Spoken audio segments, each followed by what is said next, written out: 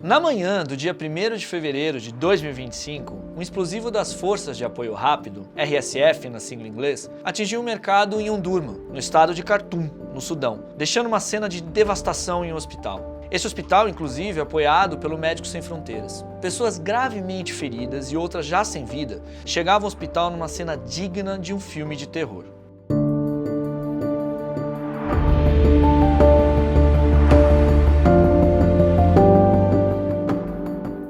Ataques como esse são praticamente diários no Sudão atual. Muito embora estejamos mais cientes do que acontece no Oriente Médio e na Europa Oriental, o mundo está repleto de conflitos, espalhado entre os continentes. Aliás, se o século XX foi um dos mais violentos da história, cheio de genocídios e guerras travadas praticamente em todos os seus dias, o século XXI não se apresenta, em hipótese alguma, como mais pacífico. Muito pelo contrário, promete pelo menos em suas primeiras 3 décadas competir à altura com seu antecessor. Inúmeras tensões e conflitos seguem em curso. Alguns permanecem anônimos, escondidos, dotados de horrores e de crimes que atentam contra a dignidade humana. Um desses é a guerra entre os 2 grupos militares que assolam o Sudão. Por qual motivo conflitos como esses ficam tão à margem das preocupações internacionais? Por qual razão temos uma seletividade entre aquilo que choca, que é inadmissível em um lugar do planeta, e aquilo que praticamente não importa, mesmo que estejamos falando de vidas de mulheres e crianças inocentes? O conflito no Sudão é talvez um dos horrores mais ignorados do século XXI. A guerra entre as facções militares teve início em 15 de abril de 2023, envolvendo as Forças Armadas Sudanesas e as Forças de Apoio Rápido. Diferentemente do que muitos escrevem, não se trata de uma guerra propriamente civil, mas sim de uma disputa de poder entre militares, sem o apoio real de civis sudaneses. Ou seja, é realmente uma luta pelo poder entre 2 homens que envolve e consome todo o país. Um deles é o general Abdel Fattah al-Burhan, o governante de fato do Sudão. O outro, Mohamed Dagalo, conhecido como Hemedti, paramilitar que controla uma milícia. Burhan tornou-se conhecido em 2019, logo após o exército sudanês ter derrubado o ditador Omar al-Bashir, após meses de convulsões e protestos. Burhan era aliado de Bashir, tendo auxiliado o ditador nas campanhas atrozes e criminosas durante o conflito de Darfur entre os anos de 2003 e 2008. Com a queda do seu antigo chefe, Burhan presidiu o Conselho Militar de Transição, que deveria supervisionar a mudança de regime de ditadura para a democracia. Contudo, ao invés de fazer com que dele se esperava, resolveu dar um golpe e se perpetuar no poder. Em outubro de 2021, Burhan derrubou o primeiro-ministro civil, Abdallah Hamdok, e colocou um fim nas aspirações do Sudão em fazer uma transição democrática. Hemedti, diferentemente de Burhan, é oriundo de uma família de pastores de camelo, que subiu na hierarquia militar, tornando-se líder da milícia Janjaweed, antecessora daquilo que viria a ser as FARC, acusada de cometer crimes contra a humanidade em Darfur durante o conflito que custou 300 mil vidas e provocou o deslocamento forçado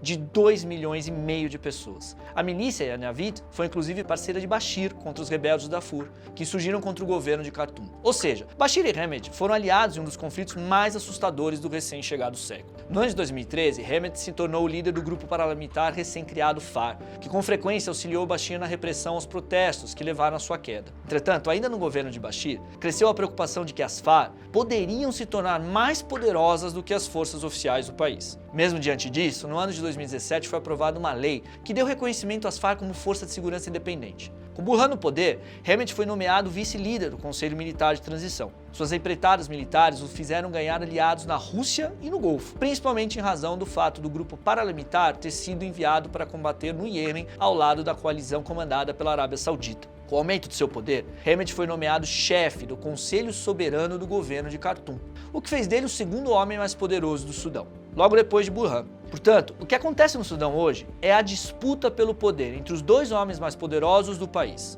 As Forças Armadas do Sudão, comandadas por Burhan, enfrentam as Forças de Apoio Rápido, lideradas por Hemedti. É verdade que ambos possuem redes de apoio, uma vez que interesses econômicos podem estar por detrás do conflito. O Sudão é um país que possui consideráveis reservas de ouro, que interessam, dentre outros, principalmente a Rússia. Bashir, inclusive, foi um entusiasta de Putin. Em 2017, ambos se encontraram e o ditador sudanês afirmou que o Sudão poderia ser a porta de entrada da África para a Rússia. Há quem diga que os russos exploram em parceria com as FARC minas sudanesas por meio de empresas de mineração de fachada. Nesse sentido, seriam próximos de Hemedti. Além da Rússia, o Egito tem interesses no Sudão e já manifestou apoio ao governo de Burhan.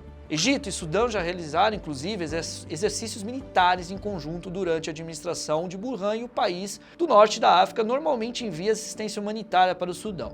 Junto ao Egito, a Arábia Saudita também já demonstrou apoio a Burhan. Hemmet, além da Rússia, possui relações amistosas com Eritreia, Etiópia e o Iêmen, onde suas milícias atuaram sob seu comando. Conta também com o apoio dos Emirados Árabes Unidos. A guerra entre as FAS e as FA já fez inúmeras vítimas e provocou o deslocamento forçado de milhões de pessoas. Diversos crimes contra a humanidade estão em curso neste momento. Uma maternidade foi bombardeada e seu teto desabou sobre todos os bebês que nela estavam. Campos de refugiados têm sido alvo de ataques.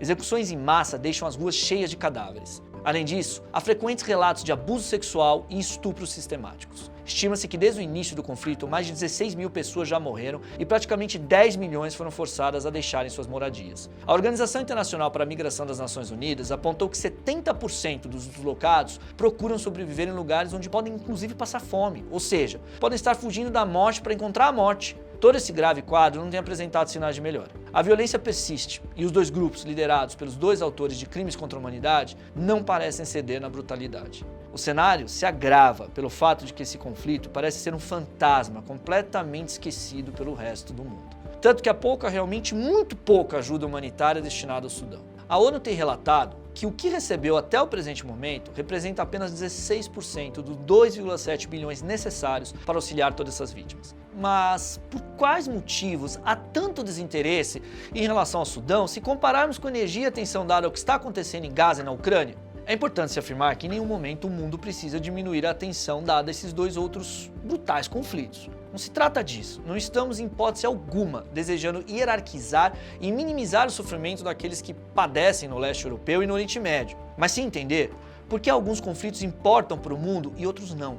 Afinal, a própria ONU tem insistido que pouca ajuda tem sido enviada ao povo sudanês, que vive um verdadeiro inferno. As respostas para essa falta de interesse e para a invisibilidade do conflito podem estar centradas numa própria visão eurocêntrica de mundo. Afinal, diferentemente do conflito em Gaza e na Ucrânia, nenhum país europeu está diretamente e frontalmente preocupado com o que acontece no Sudão. Não há todo um jogo político entrelaçado envolvendo Israel e os Estados Unidos de um lado, Rússia e China de outro, e os ponteiros que se movimentaram no Oriente Médio e no leste europeu. Além dessa hipótese, é possível levantar a ideia de que, por se tratar de um conflito interno, por poder e não de uma nação atacando a outra, a atenção do mundo se torne consideravelmente menor. Não podemos descartar a concreta, real e inegável visão negativa que o mundo ocidental tem em relação à África ao se sensibilizar menos com as tragédias que o continente vive por existir uma espécie de banalização da barbárie em tudo que toca à realidade africana. É a velha ideia, incrustada pela era dos impérios coloniais, de que a violência e a brutalidade são condições naturais da realidade africana. Quando a violência é naturalizada, ela se torna menos chocante. Afinal, a brutalidade contra quem não está acostumado com ela choca muito mais do que aquela cujos livros de história repetiram ser a rotina dos povos africanos. Ao ler uma nota no jornal sobre o conflito, o leitor é capaz de dizer: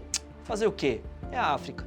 Dessa forma, é importante dar visibilidade para o Sudão. A dimensão do sofrimento das pessoas que lá habitam não pode ser minimizada, tampouco silenciada por um mundo seletivo e desigual, tanto materialmente quanto em suas preocupações. Gente, esse foi o nosso primeiro giro pelo mundo. Se inscrevam no canal do YouTube, a gente vai continuar com essas temáticas. Se vocês tiverem interesse, inclusive, em outros casos, em outras situações, mandem pra gente, que a gente vai ter o maior prazer em apresentar e discutir aqui com vocês. Muito obrigado.